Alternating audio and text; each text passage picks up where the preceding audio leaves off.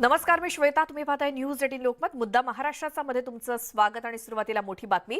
अंधेरी पूर्व विधानसभा पोटनिवडणुकीची मतमोजणी सुरू आहे. 19 फेऱ्या एकूण होणार आहेत. दुसऱ्या फेरीमध्ये ऋतुजा लटके 7817 मतांनी आघाडीवरती आहेत,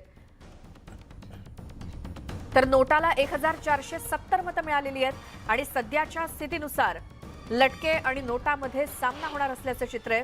पहिल्या फेरीत सुद्धा लटकेंपाठोपाठ नोटाला मतं मिळाली आहेत.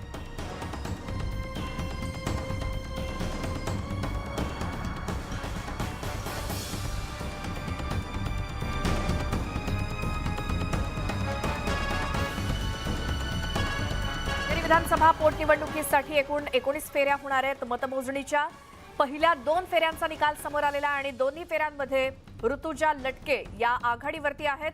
19 फेऱ्या होणार आहेत. दुसऱ्या फेरीमध्ये ऋतुजा लटके 7817 मतांनी आघाडीवरती आहेत, तर त्यांच्या पाठोपाठ नोटाला 1470 मतं मिळालेली आहेत.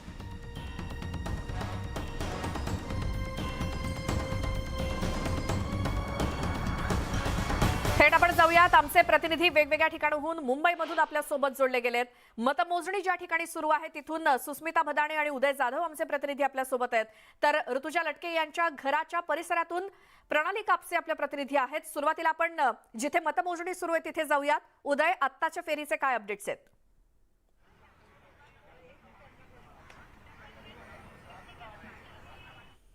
अधिकृत आकडेवारी जाहीर केलेली आहे. त्यानुसार दुसऱ्या फेरीमध्ये आतापर्यंत जवळपास 10,437 इतके मतदारांची मतमोजणी जी आहे ती पूर्ण झालेली आहे. एकूण 81,000 मतदारांनी त्यांचा मतदानाचा हक्क जो आहे तो बजावला होता. आणि या दुसऱ्या फेरी अखेर शिवसेना उद्धव बाळासाहेब ठाकरे यांच्या उमेदवार जे आहेत ऋतुजा लटके यांना 7,817 इतकी मतं मिळालेली आहेत. पहिल्या फेरीत त्यांना 4,277 मतं मिळाली होती आणि दुसऱ्या फेरीमध्ये त्यांना 3,540 अशी मतं मिळाली आहेत. आणि एकूण जी बेरीज आहे ती 7,817 इतकी मतं जी आहेत ती त्यांना मिळालेली आहेत. त्या खालोखाल दुसऱ्या क्रमांकाची मतं जी आहेत अंधेरी पूर्व पोटनिवडणूक विधानसभा यामध्ये नोटाला मिळालेली आहे. नोटाला आतापर्यंत 1470 इतकी मतं जी आहेत ती मिळाली. त्यानंतर तिसऱ्या क्रमांकावरती बाळा नाडर हे आहेत, त्यांना 339 इतकी मतं मिळालेली आहेत.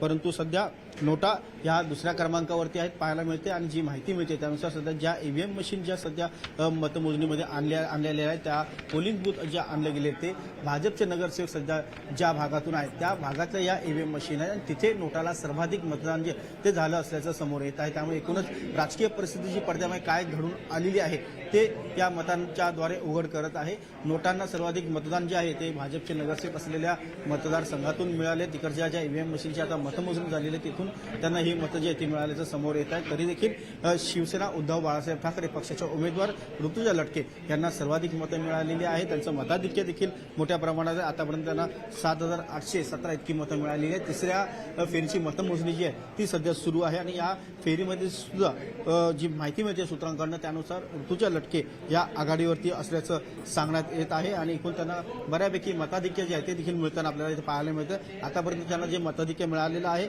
ते 6,347 इतकं मताधिक्य ऋतुजा लटके यांना मिळालेलं आहे. आणि ही आघाडी ते कायम ठेवताना देखील आपल्याला तिसऱ्या आघाडीमध्ये देखील पाहायला मिळते. तिसऱ्या आघाडीची मतमोजणी आता सुरू झालेली आहे. तिथून जी आपल्याला वरिष्ठांकडून माहिती मिळते त्यानुसार त्या फेरीमध्ये सुद्धा तिसऱ्या फेरीमध्ये सुद्धा ऋतुजा लटके यांना भरघोस मतं जी आहे ती मिळालेली आहे. तिथे देखील नोटांना काही प्रमाणात मतं मिळाल्याची सांगण्यात येत आहे. अपक्षांना देखील काही प्रकारे मतं मिळाली आहेत. मात्र सर्वाधिक मतांचा ओघ जो आहे शिवसेना उद्धव बाळासाहेब ठाकरे या पक्षाच्या उमेदवार ऋतुजा लटके यांना मिळताना आपल्याला पाहायला मिळते आहे. बरं, आपण आता थेट जाऊयात. सुस्मिता भदाणे सुद्धा आपल्यासोबत आहेत. सुस्मिता, तुम्ही देखील या मतमोजणी केंद्राच्या जवळ आहात. तुमच्याकडे काय अपडेट्स आहेत? खरं तर मतमोजणीच्या दुसऱ्या फेरीला आपल्याला जे आकडे समोर आलेले आहेत ते महत्त्वाचे आहेत. नोटाला सुद्धा एक मोठ्या प्रमाणामध्ये मतदार राज्यानं केलेलं आहे. ज्या पद्धतीच्या ऑडिओ क्लिप गेल्या काही दिवसामध्ये अंधेरी परिसरामध्ये व्हायरल झालेल्या होत्या त्याचा हा परिणाम आहे का? तर हो, अशाच पद्धतीचं चित्र सध्या पाहायला मिळत आहे. परंतु कायमच ऋतुजा रमेश लटके यांच्यासोबत जी भावनिक साथ मतदार राज्याची होती तीच कुठेतरी आपल्याला या निकालाच्या दुसऱ्या फेरी अंती पाहायला मिळते आहे. 7,817 मतं ही दुसऱ्या फेरी अंती ऋतुजा रमेश लटके यांना मिळालेली पाहायला मिळतात। साधारणपणे 10,437 पर्यंतची मतमोजणी आता झालेली आहे। वेगवेगळ्या पोलिंग बूथवरचे जे ईव्हीएम मशीन्स आहेत ते आता टेबलवरती आहेत आणि साधारणपणे 19 फेऱ्या या होणार आहेत। मतदान केंद्राबाहेर सुद्धा तशाच पद्धतीची उत्सुकता आपल्याला पाहायला मिळते आहे। ऋतुजा रमेश लटके यांची उमेदवारी ही महाविकास आघाडीची उमेदवारी आहे, परंतु त्यानंतर जे 6 उमेदवार आहेत ते अपक्षचे आहेत, ज्यांच्यामुळे ही निवडणूक झाली, ज्यांच्यामुळे ही निवडणूक बिनविरोध होणं टळलं आहे आणि त्याचेच परिणाम बघत असताना दुसऱ्या स्थानावरती नाडर हे आपल्याला पाहायला मिळतात। त्यामुळे अपक्षांना सुद्धा मोठ्या प्रमाणात मताचा वाटा गेलेला आहे। साधारणपणे 81,000 मतदार यांनी मतदान केलेलं होतं आणि याच 81,000 मतदारांनी नेमका कौल कोणाला दिला आहे हे जर पहिल्या 2 फेरींमध्ये पाहायला गेलं तर ऋतुजा रमेश लटके ज्या उद्धव बाळासाहेब ठाकरे यांच्या शिवसेनेच्या उमेदवार होत्या, मशाल या चिन्हावरती त्यांनी आपली निवडणूक लढवलेली होती आणि त्यांनाच कुठेतरी झुकतं माप मतदार राजाने दिलेलं पाहायला मिळते। श्वेता, बिलकुल सुस्मिता, थोडंसं थांबवतात, आपण जाऊयात ऋतुजा लटके यांचं घर ज्या भागामध्ये आहे तिथे प्रणाली कापसे आपल्या प्रतिनिधी आहेत। प्रणाली, पहिल्या 2 फेऱ्यांमध्ये ऋतुजा लटके आघाडीवरती आहेत हे कळल्यानंतर तिथे काय वातावरण आहे? खरं तर रोजचा त्यांचा जो दिनक्रम आहे त्यानुसार 9:30 वाजताच्या सुमारास त्या त्यांच्या घराच्या बाहेर पडतात आणि जवळच त्यांचं कार्यालय, त्या कार्यालयामध्ये जातात। परंतु आज मात्र, कारण आज निकालाचा दिवस आहे, प्रत्येकाच्या मनात उत्सुकता असते, कारण आज निकाल लागणार आहे। जसं विद्यार्थ्यांना उत्सुकता असते तसं हे सगळे जे उमेदवार असतात यांना सुद्धा उत्सुकता असते आणि म्हणून आज ते अजून घराच्या बाहेर पडलेल्या नाहीत। जी माहिती मिळते त्यानुसार 16 फेऱ्या पूर्ण होत येतील त्यावेळेला ऋतुजा लटके या त्यांच्या निवासस्थानावरून बाहेर पडतील। बाजूलाच गणेश मंदिर आहे, त्या गणेश मंदिरात जातील आणि त्याच्या बाजूला त्यांचं कार्यालय आहे, त्या कार्यालयामध्ये थोडा वेळ जाऊन नंतर त्या जे मतमोजणी केंद्र आहे निकाल जर त्यांच्या बाजूने लागत असेल हे जेव्हा त्यांना कळेल त्यानंतर त्या खाली उतरतील अशी एक माहिती मिळते आहे। आता आपण 2 फेऱ्यांमधला जो एक बघतो आहोत कल, त्यानुसार जवळपास त्यांचा विजय निश्चित आहे। एकूणच भाजपनं उमेदवारी मागे घेतल्यानंतर ऋतुजा लटके यात जिंकून येतील यात काही शंका नव्हती, परंतु अपक्ष उमेदवारांमुळे ही निवडणूक झाली। अपेक्षित जे मतदान होतं त्या तुलनेत मतदान सुद्धा कमी झालंय।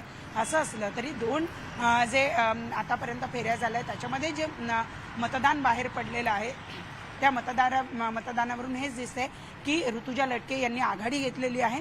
आणि आणखी एक महत्त्वाची गोष्ट म्हणजे की नोटाला इतक्या मोठ्या प्रमाणावर मतदान पडतं आहे आणि ते सुद्धा कुठे ना कुठे एक चिंतेची बाब म्हणावी लागेल। ज्या मोठ्या प्रमाणावर म्हणजे पहिल्याच फेरीमध्ये 650च्या वरती मतदान नोटाचं होणं हे कुठे ना कुठे एक चिंतेची बाब आपल्याला म्हणावं लागेल आणि त्यामुळे आता खरा सामना जो आहे तो ऋतुजा लटके आणि नोटा यांच्यामध्ये होतोय की काय असं दिसतंय।